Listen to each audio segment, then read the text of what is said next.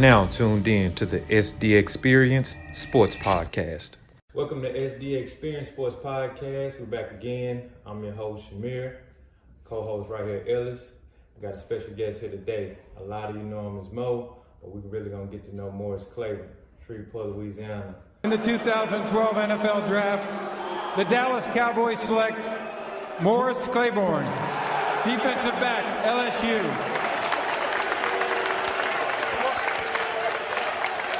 He's got the best ball skills of any corner coming out in the last several years.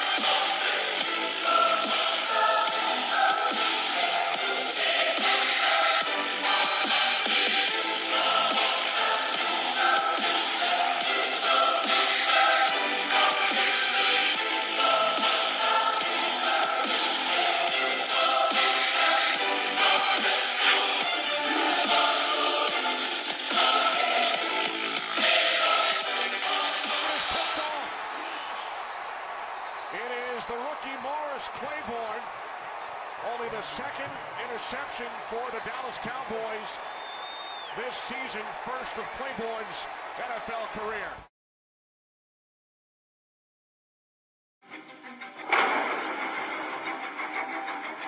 Morris Claiborne, he is way at the far end, just in front of the New Orleans Saints bench at about the 40-yard line.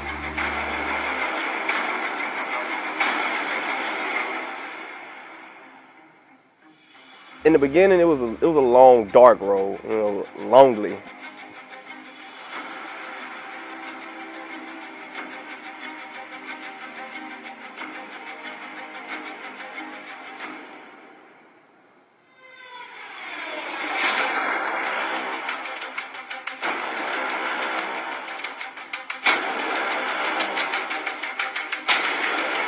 The whole organization like you used to, and it's just one of those things where you just have to make it through it, and your mind have to be strong. You have to know that those guys are still there for you.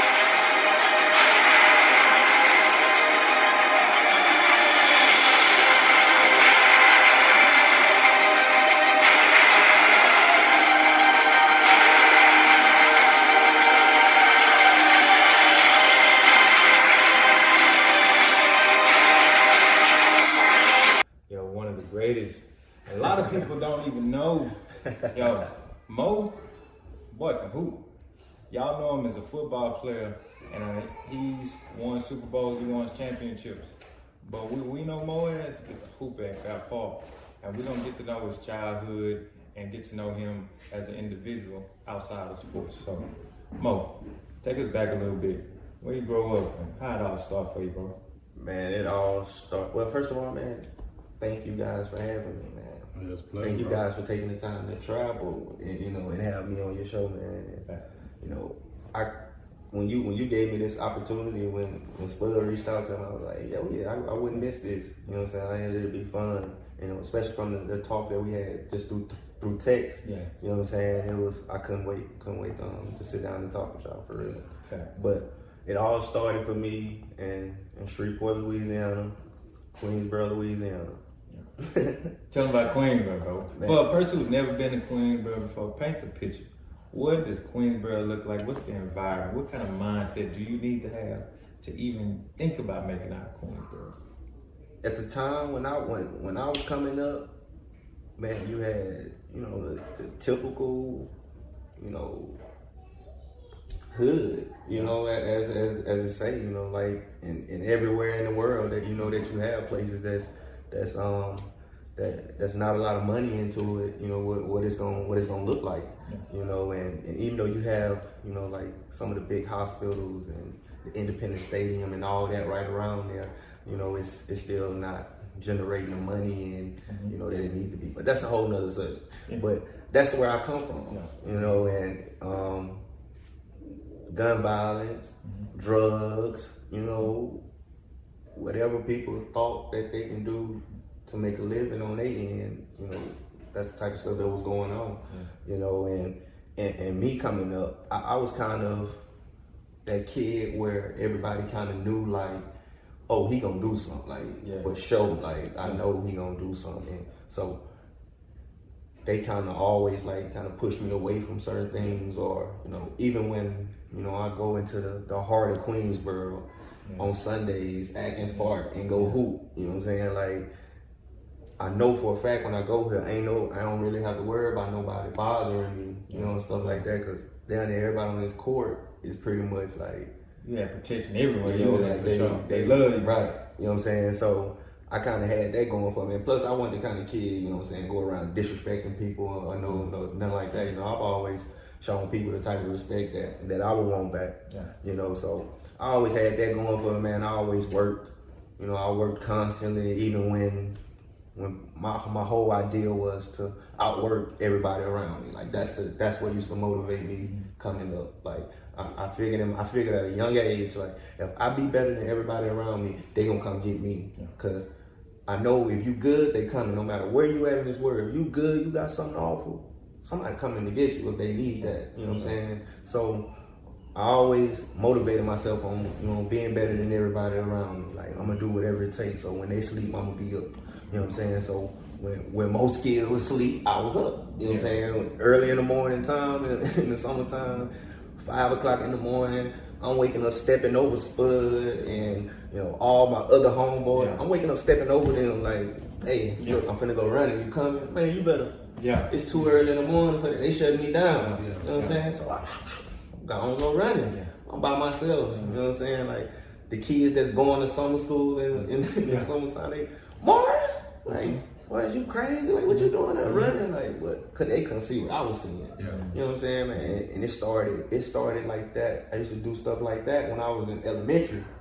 You know what I'm saying? So I'm in elementary school with a 20-pound weight vest on.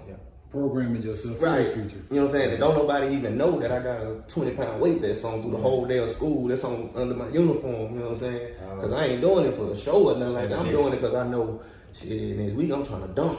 That was my whole mindset. You know what I'm saying? I'm trying to dunk next week. You know what I'm saying? Like, so I used to do stuff like that. Put bricks in the backpack. Walk around. I used to do like little stuff like that. Walk around all day at school with the jump song. The jump songs. We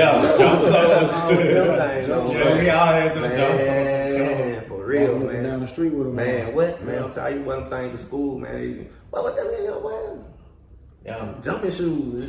I remember seeing you having them on, man. I'm like, man, that's just the type of stuff I used to do though, man. Like, I was always a kid that played by myself. You know what I'm saying? Like, I was the younger brother. I was a younger brother of two. I got 2 older brothers. I got one now. One of my brothers died 2 years now. 2 years now. He passed. Rest in peace. But I was always the younger brother, and they used to always like, you know, like kind of like, I don't want to say they used to bully me, but they used to always team up on me. You know what I'm saying? And I used to always have to find a way to beat them. Like, we used to get in the front yard and play throw a tackle and stuff. And they used to always end up them against me for some reason. I used to always have to try to beat them, try to like beat both of them. I used to be out there doing it. You know what I'm saying? Like, I'm always playing by myself. Like, I'm always like, man, from being in the band, like I'm just outside playing, like having my own 12-on-12 football game going on where, you know, I got helmet on, you know, visor on that I done made out of plastic, you know what I'm saying? But my mind at that time, like I'm really, you know what I'm saying, putting yourself in the league mentality, you know what I'm saying? At a younger age. You know what I'm saying? I'm really like in the backyard doing that type of stuff. You know what I'm saying? Like I said, like my brothers, like when I used to end up playing with them, like I used to be like killing them, and they used to be like what? Like how you do that? Like how you get so fast? Like well, I used to be in the backyard, I always working. I used to do what I see on TV. Like I used to always watch like NFL NFL channel. So I'm seeing like Randy Moss and them like behind the scenes workouts and the type of stuff that they do. So I try to go do it myself. You know what I'm saying? Even though I'm a little kid, like I'm in elementary school, I'm asking for a full weight bench. Yeah. You know stuff. And for Christmas. Yeah. You know what I'm saying? Because I had another mindset. You know what I'm saying? Like I wanted to, right? Like I knew what I wanted to do from a young age, man. Like, and I know it sounds cliche, like we all say it, and you know, it's just one of them things to say. But man, I always knew what I wanted to do. Yeah. Like I wanted to be an athlete. Like I didn't know whether it would be football, basketball, could have been baseball. Because you played everything, right? Yeah, like, you know what I'm saying? I did. Right. I just wanted to play do sports. it. You know what I'm saying? And like every day, I did something, you know, containing with that, with sports. Where you think you get that drive from though? Because everybody ain't got that drive. Did you think you was born like that, or did something happen where you were like, man, that light went off and it's time to go? Man, to be honest with you, man, I didn't even at first. I wanted to be in the band. Like my sister was in the band, my uncle was in the band. Like, my uncle was like the drum majors at Fair Park. Yeah. So it was like I grew up seeing that, grew up always around music and stuff like that. So, and I always wanted to be in the band. I used to,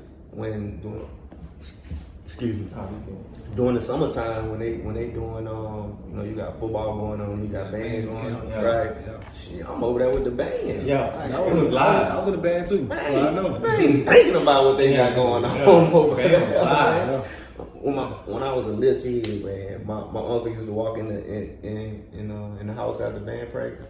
They got pictures of me like just standing up on one knee. Like when every time he walk in, I just stand up on one knee. I just be standing up like 10 minutes, just standing there, bro. Because I thought I was a drum major. Yeah. Like, bro, I really wanted to be in the band. Like, my mom bought me a full drum set. Yeah. I broke the whole drum set down. And I tell you, I was every instrument they play in the band. One day, I was everybody. Like, I broke it down so I can specifically be everybody. But in my mind, I had the rest of them with me. Yeah. You know what I'm saying? Real. You know what I'm saying? Yeah, you dream big. Man, I used to just do stuff like that, man. And when I got to high school and I started playing football in high school, I don't want to skip too much. Rock. We in high school now. We talk about the childhood, talk about, you know, family situation. How did your mom play a part in who you are today? How did your mom kind of mold you, family oriented? Talk about that a little bit. Man, my mom the type of woman, and I love her with all my heart. I love her with all my soul. I do anything for her. Well, my mama, what really motivate me is just the environment that I was in, really. Yeah. You know, the environment that she was in. Like, I know that she don't deserve, you know, the environment that she in. Going through. You know what I'm saying? Yeah. I felt like if she could really do for me and really be at my games all the time, and she would. She would have. You know what I'm saying? Yeah. But I know she we gotta eat too. Somebody gotta pay the bills. You know what I'm saying? Yeah. So my mom wasn't, like, she came to all the games she could come to, like I said, but she wasn't always, you know, at the game. So, you know, I found my motivation just strictly from just the situation. Like, she didn't have to be there. I knew what I was playing for. Yeah. You know what I'm saying? So, like that's kind of what motivated me, just the situation that I'm in. Yeah. Like, I'm looking at my brothers, I'm looking at my sisters, you know what I'm saying? And when I was in high school, I had my first child, so it was like, I really got to provide for him, and it ain't no way in hell that I'm finna go work at. I ain't knocking nobody that work at McDonald's or nothing like that. It's not for you. That wasn't what I had going on, and at that time, I seen that's what a lot of younger kids doing. You know what I'm saying? I don't care if it was just like high school jobs. I understand, but that's just what I wasn't finna do it. You know what I'm saying? Because I'm sitting back watching my daddy and watching my brothers go to work for 2 weeks and they come back with $100 and something, $200 and something dollars. I'm like, man, I can't do it, man. Yeah. Like, that's crazy to me, man. Like that. So you said your brother. So in a way, your brother doing roughhousing with you ultimately helped you become a better athlete, Mm-hmm. and it helped you mentally as well, and they prepared you because they know like shit tough. Oh yeah, life tough, man. And they let you know that at an early age. Oh yeah, that see, you wasn't gonna get nothing free. You know what I'm saying? And especially my daddy, on say my stepdaddy. He died like 6 years ago, something like that. Rest in peace to him. But I used to see him. He used to be a mailman. So the way that he used to work and like come home, like feet hurting, and you know what I'm saying, blah blah blah. And shit, we still finna get evicted. You know what I'm saying? Well, he been working, like he working his ass out, like that type of stuff motivated me, bro. Like just seeing that type of stuff there, and seeing how your own family could treat you, you know, certain ways and do certain stuff to you that I couldn't understand as a kid. But that type of stuff just motivated me to, like, I'm getting out of here, I'm leaving, I ain't coming back. You know what I'm saying? And I'm gonna get my mama out, I'm gonna get my mama, my brothers, like, we're gonna get out of here. Right. Like, I'm gonna try my hardest to better your situation. Like I may not be able to change your life how you want it to be changed, but you know what I'm saying? I'm trying to live comfortable, and I want you to be able to live comfortable for the rest of your life. Like I don't care about living, you know what I'm saying, having this or having that, living out or what you need, you know what I'm saying, you want. And I'm here for strictly what you need, you know what I'm saying? But that's the type of shit that motivated me, man. Like just having everything damn near you feel like it's just against you. You know what I'm saying? From where you live, you know what I'm saying? I couldn't understand why I didn't have a bed and shit like that. Like, man, I couldn't wait to get up off that floor, bro. Bro, I couldn't wait to go to when I said I was going to LSU, bro. I couldn't wait to go when I committed, bro. I couldn't wait to get up out of there. I couldn't wait. Get up out of there. So how was that transition from we in high school now, and you having your first child, and it's about time for you to go to LSU. You know what I'm saying? How was that transition from leaving high school? All right, now I'm finna go to the next level. You know what I'm saying? Now I just had my first child. So how you were mentally, you know what I'm saying, going into this situation? Man, it was hard. It was hard because I never been outside of Shreveport.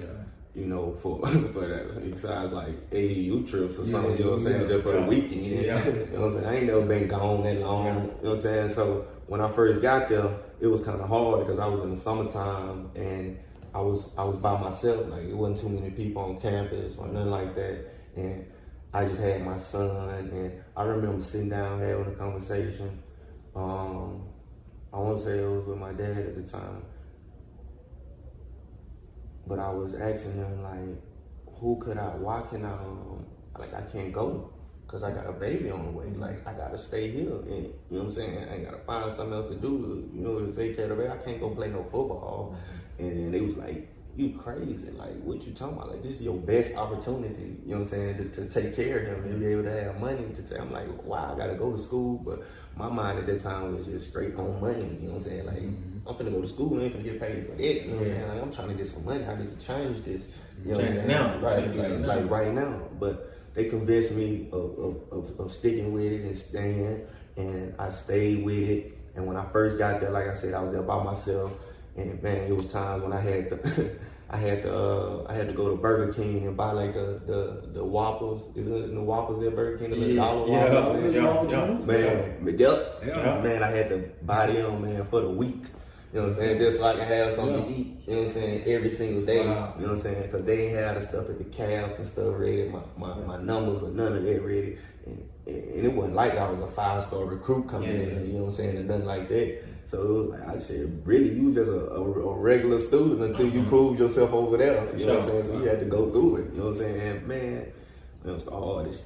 But when Russell Shepard got there, when me and him sat down and talked, like, it was like overnight, it was like, it instantly like started getting better. Like, meaning like just meeting people and you know, you ain't the only person and stuff like that. Like, man, this dude showed me so much love. Like, man, like, whatever I wanted to eat, like, he was getting it for me. Like, take the car, man. Take the car. Do whatever you want to do with it, man. Like I had like free range, like to just do whatever I need to do. And like I was like, man, this dude is a real dude. You know what I'm saying? Like to this day, like that's still my brother. You know what I'm saying? Like, and then when Lamine came along, like that definitely everything better. Ruben. When me and Ruben started kicking, and Chris Falk and Chris Davenport, when all those got together, man, y'all trouble, man. Over with, man. But that made everything better in the sense of like just having people you know. For sure. But then, you know, just on a whole deeper level, you know, just like football wise and school. I know I hated school, like. And the things that they was asking me to do, I'm like, man, I thought I was done with like school and shit. Man, I'm over with that. Like, what you like? You mean to tell me I got to get up at 7:30 in the morning and come study and go to class and woo?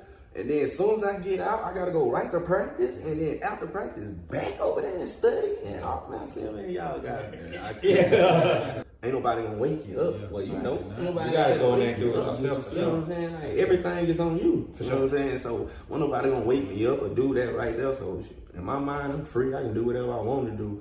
You know what I'm saying? That's what I was doing until them grades came out. You know what I'm saying? Them grades came out and you already ain't got no spot on this football team. Like you a gray shirt. You know what I'm saying? So in that sense, but I was like start stressing out about that. For the people who don't know what a gray shirt is. A gray shirt is a person who come in and they'll pay like half of the scholarship for you. You know what I'm saying? They don't pay the whole thing for you. You know what I'm saying? And then when you come in, you got the opportunity, you know, to really earn the scholarship. So that's really what I. So how you end up going to LSU? Like what was that process as far as you like? You know what? Me and LSU, we're gonna link up. I'm gonna be a Tiger. Like how did you end up in that jersey? Man, I always wanted to play for LSU.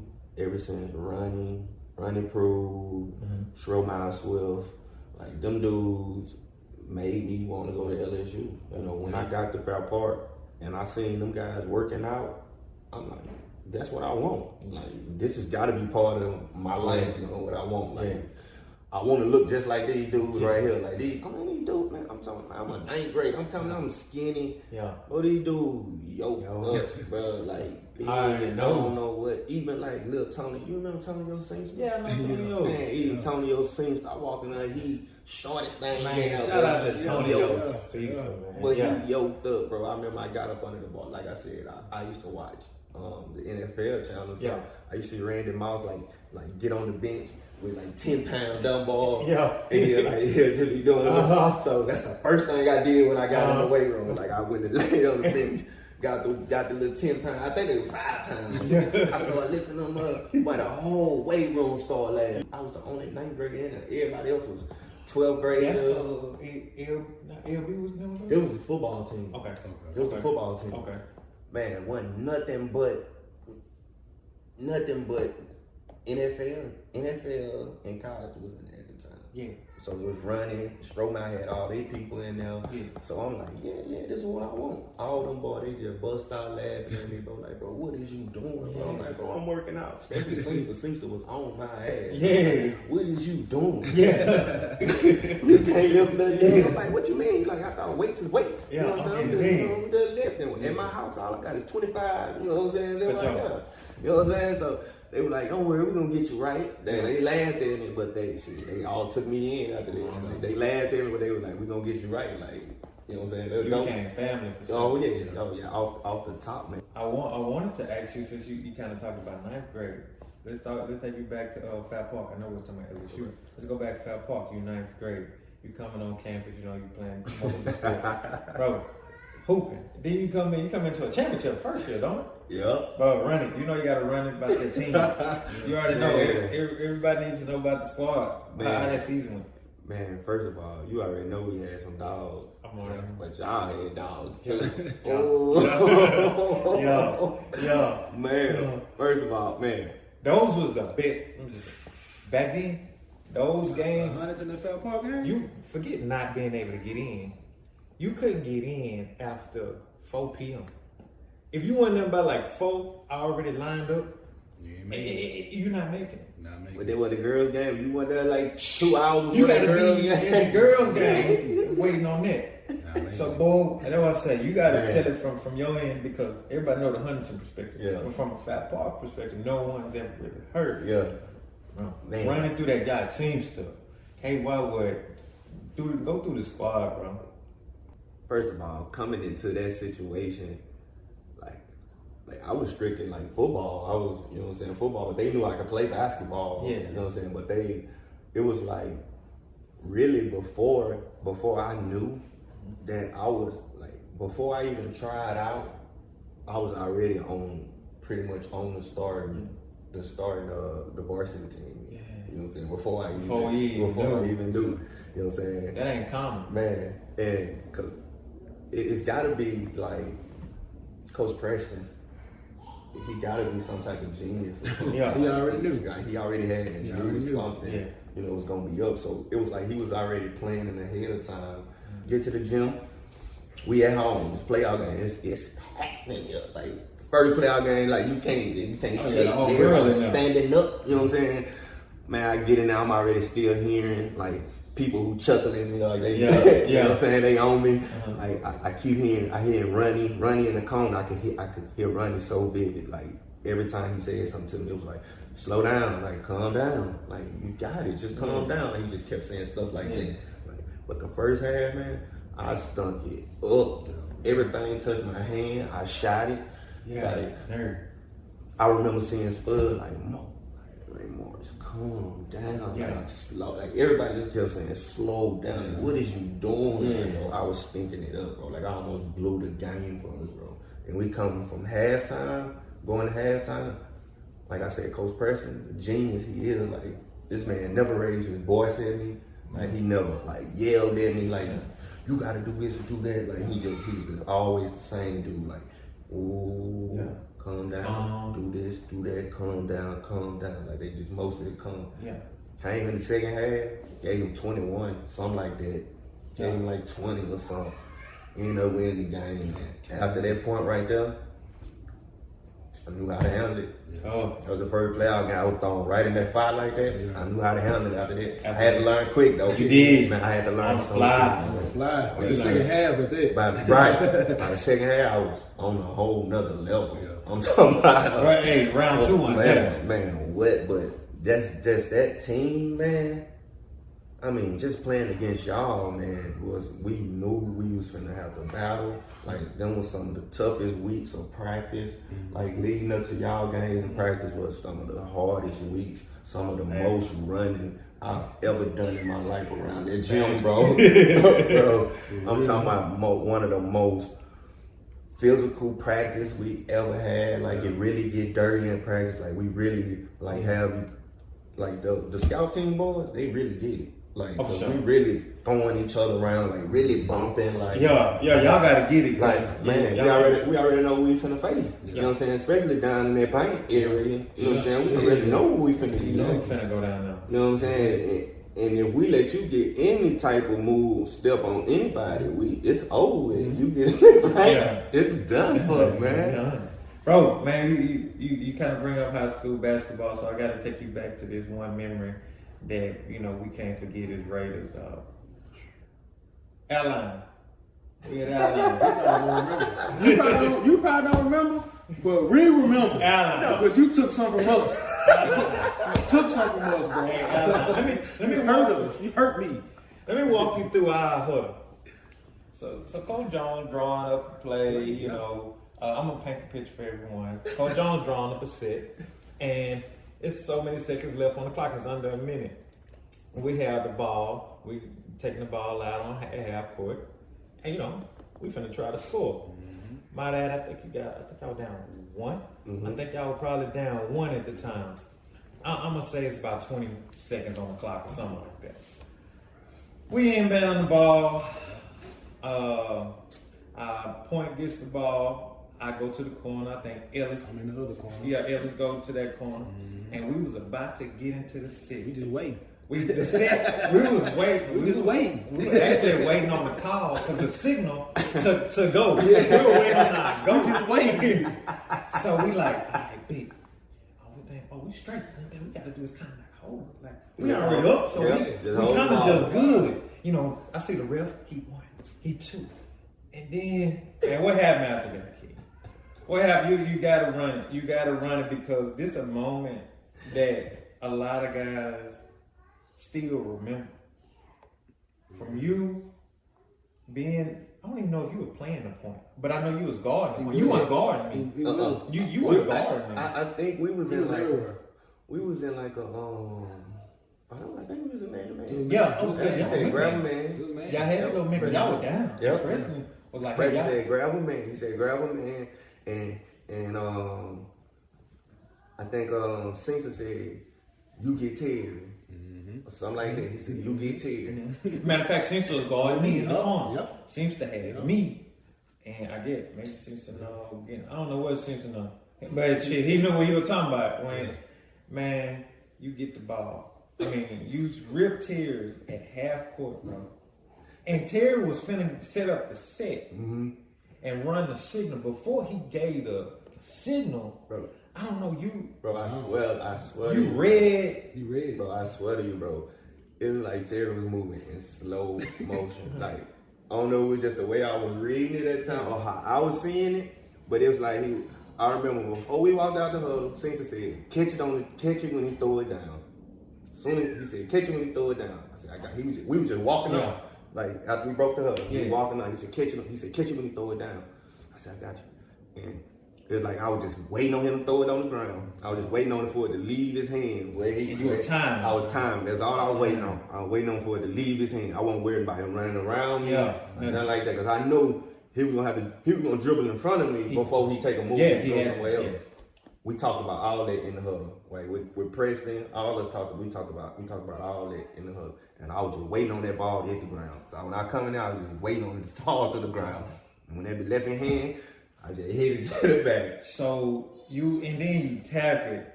And not only do you steal it towards the direction of y'all go. So you tap it and you already gone. Terry can't even grab you to foul you. I say, this man here, I know this shit.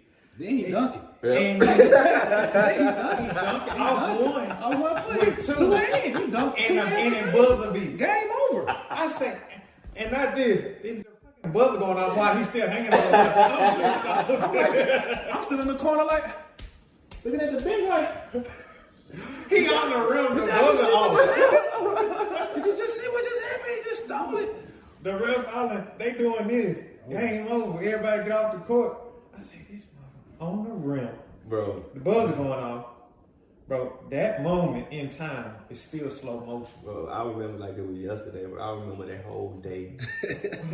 It was yesterday, leading up to the tournament. I remember, because I was mad coming into that tournament. I had got there late. Like, I already know Coach Preston was upset with me because I'm supposed to be one of the leaders, and I'm here late. And I was like, man, I was drove, and that moment came perfectly, bro. It was like, I remember, like you get to here, and we walked out the HUD on the break. Like, catch it when you throw it down. I said, and that's all I was waiting on. Well, I wasn't waiting on nothing else but him to throw it on the ground. As soon as he left the hand like that, I was already going for it. That's why, and when I hit it, I was trying to hit it around so I can, you know what I'm saying, step around. Whatever you want to see talk about, it worked. It worked. And that's a moment in time that stick out in my head. That's why I say a lot of people know you on the field, but they don't know. They don't know Mo really used to get it in on the court, like not just a part of the team, but like so. We stop Mo. Everybody else straight. Like, we good. As long as he don't touch it. Because we used to run some boxing ones. We used to run some boxing ones and used to slow you down. We used to run some boxing ones like, man, he don't even get tired because he always running around. And especially when I'm playing with you. Yes. I'm like, this dude, he'll have me running. And I'm like, me and him, I'm hugging his jersey. I'm like, bro. Like, you can't come off another screen. I'm running to the screen before he running to the screen. I'm like, nah, dog. I'm not finna keep running. Especially when I used to play against you, bro. My plan every time was, I'm gonna run around. I'm running around. Man, look, he already know he can scope and he can play defense, but I gotta tire him out it some way. I don't know how to do it. Yeah. I gotta find my edge. You know what I'm saying? My edge was the runner. I'm gonna run. I'm gonna keep running. I'm gonna run off the screen. I'm gonna just keep moving him. Whatever. I'm just gonna keep moving him. Yeah. You know what I'm saying? He gonna get tired in some way. I hope he's lacking something. But you always held up. You always held up. I seen you playing chess. So when I started playing chess, I say, look. Terry, you gonna get him for a little bit. Yeah. Catch Terry I was like, look, you get him for like a half a quarter. Nah, Terry play some defense. That's what he did. I wasn't coming to you. I ain't gonna lie. I wasn't coming to you. They gonna, and then the offense gonna wait until you get open. You gonna run around until you get the ball. They gonna just dribble until you get up. I'm like, I'm not finna keep Cole Jones at Tristan. Like, Cole, I can't keep running right. Then you want me to run the on this side? Right. No, switch. Yeah. I'll get them later. My offense, like, they looking to shoot the ball when they get an open shot. Yeah. But they trying to see what I'm gonna do. Cause that's how we run. That's how we run our offense in practice. I'm just running through screens. I'm running through screens. We call the plays. Most of the plays coming through me. You know what I'm saying? Most of them coming through me. And still at the end of the night, through a box of one for at least 3 out of 4 quarters, you would still have like 22 points. I don't know, you always end up with like 20 or like 22. Yeah. And I'm like, it be quiet too. And I'm like, how the hell? I know. I know he ain't touch it for like the whole second quarter. So he must have got this in like 3 minutes. Yeah. I said, ain't this bad. Yeah. But that was one thing y'all was good at. Coach Preston did draw it up to where they were disciplined and they always like waited on like you. Mm-hmm. Coach Preston, like, I understand we got a team, but our best chance winning, we need to go for more. Right. And everybody was like, you know, I wouldn't say good with that, but they understood what the situation needed. So, you know, like KY, shout out to KY, and all those guys like that, bro. Let's kind of talk about the LSU portion. So now you're a sophomore, sophomore LSU. Let's tell us about that season and what was the difference from your freshman year and your sophomore year, because if I'm not mistaken, that was kind of a difference maker for you. Oh yeah, it was a big difference. If I can remember exactly, I remember coming into that year. Okay, so when I got there, it was Patrick Peterson, Jai Eugene, Chris Hawk, and who was the other corner? There was another one. I can't remember. I guess it was me. And Chris Hawk was leaving the next year. So everything was just going to keep going. And Jai was already playing corner. He was already in and out with Chris sometime, or he'll go in and just play in the slot. So he was already on the field. So he was just going to move out to corner and play corner full time. But when I came in, I'll just go back real quick. Freshman. When I first came in as a freshman, so they didn't know where they wanted me to play on the offensive side or the defensive side. So I was playing receiver, and then I'll go play corner, and I'll go play receiver, and I'll go play corner. So during the off season, when I first got there, we was doing 7-on-7s and stuff like that. And bro, I was killing. Yeah. The first team defense, I was playing receiver. First team defense, like pack all of them. Man, I was killing. Like you can see, you know, they got like the window up at the top where people upstairs they can see out of there. Outside. So so they can see. But we was in the indoor at the time, so they can walk right up there and they can see. So I happened to look, man, all the coaches. I don't know how they even heard about what was going on, but everybody up there watching. They just looking, and I'm going crazy. Yeah, like I'm bombing these balls and everything. In my first day out here, first day playing 7-on-7 with them. You know what I'm saying? I'm like, they're going crazy. So they like, man, this dude fast as I don't know what. Like, who he did? Like, so everybody want to know who I am right now. So then they like, besides Trenton Holiday, everybody know he fast. Don't nobody ask him who know he fast. You know what I'm saying? So they like, but Pat the next fastest dude on the team. You know what I'm saying? So they were like, Pat, I bet you can't be young right now. Whoa. Like Pat, my boy. Like Pat brought me in on my visit and like showed me the world. It showed me the world on my visit. Like, where he from? Louisiana? Where he from? He from Florida. Yeah, he from Florida. So on my visit, after kicking it with him, she already knew that I was coming in here. You know what I'm saying? So, but they was like, shit, he can beat you. Like, so everybody just, you know what I'm saying, get to talking and then woo.